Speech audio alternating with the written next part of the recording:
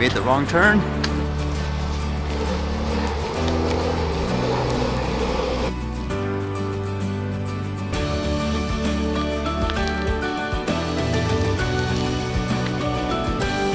I was reading some articles that in many ways it felt like they are interrelated, I guess in essence, even though they're completely different in terms of the topic.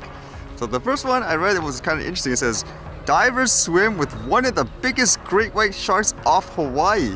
Man, just look at the pictures. You have to have, like, I don't know, a lot of confidence, I guess, to do that. Although the other perspective, I guess, with stuff like this is when it comes to things like sharks, are people like, say, myself, who's not a marine biologist or anything like that, just so afraid of them because of what we see in movies and stuff like that, like how they're portrayed.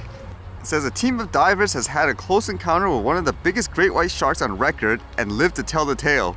Some of the divers came so close to the female shark in the waters off Hawaii that they were able to touch it.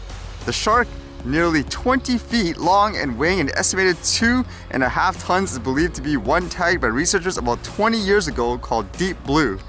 And to my knowledge, these are marine biologists that were swimming, I guess is a regular daily occurrence. But then it says, we saw a few tigers and she came up and the other sharks split and she started brushing up against the boat, she said.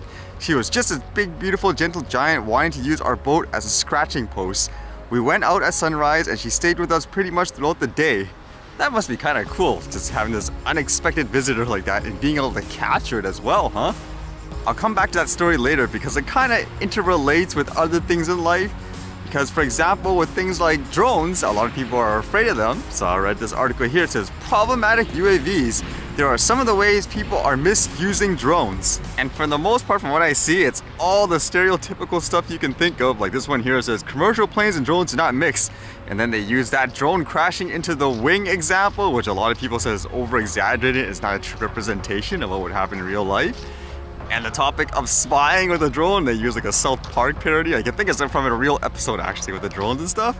This one's expected injuring people, and they show clips of essentially people flying drones for whatever reason. They lost control and they hit someone by accident, even though they're like this little tiny thing.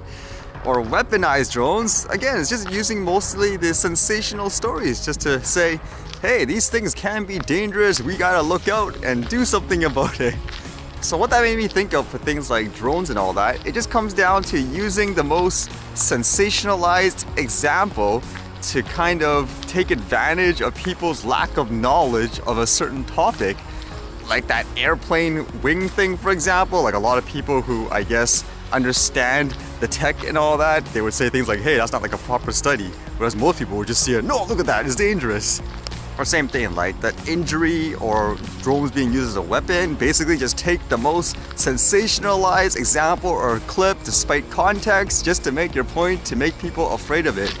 And how that relates to like the shark example is because again, like a person like me, like I'm not a marine biologist, but I would be afraid of a shark just with everything that I see, like in the media and stuff. Even with drone video, most of the sensational ones are, oh, look at this drone footage we got. We saw a shark and we saved this guy's life. It actually made me genuinely curious, like with all the drone stuff, like here in Canada, people being afraid of it.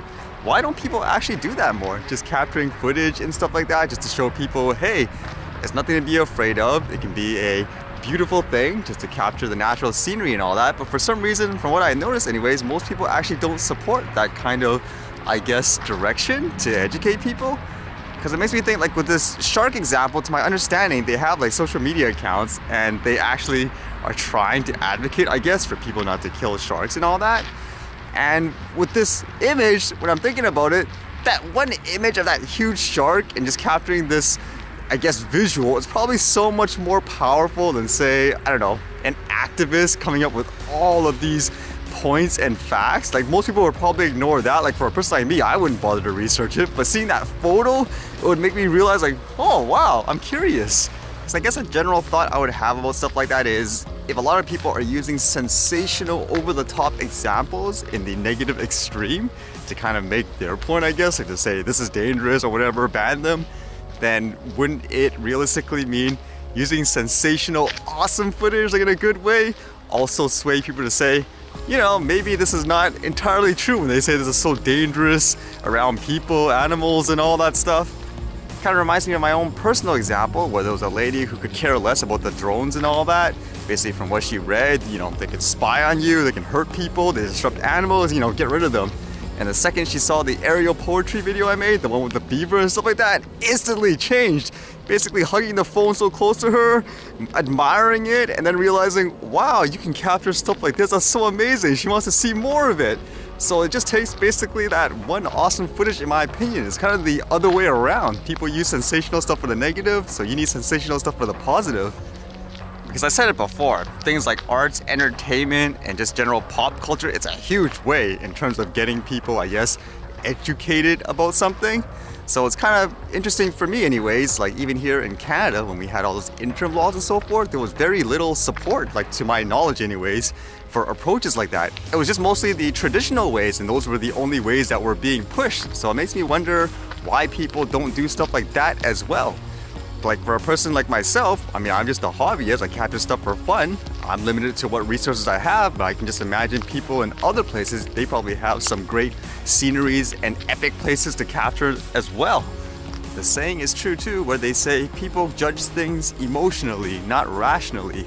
So it'd be nice to see more stuff like that. It's one of the many reasons too why I'm thinking if I should try to do things, like that advanced test and all that, so you can fly in places where you can't normally, like you can do it perfectly fine this way, but at the same time trying to find ways to get better resources to capture those awesome moments, because I can just see it going a long way in terms of, I guess, educating people and reducing that fear just based on what they see like in the general media.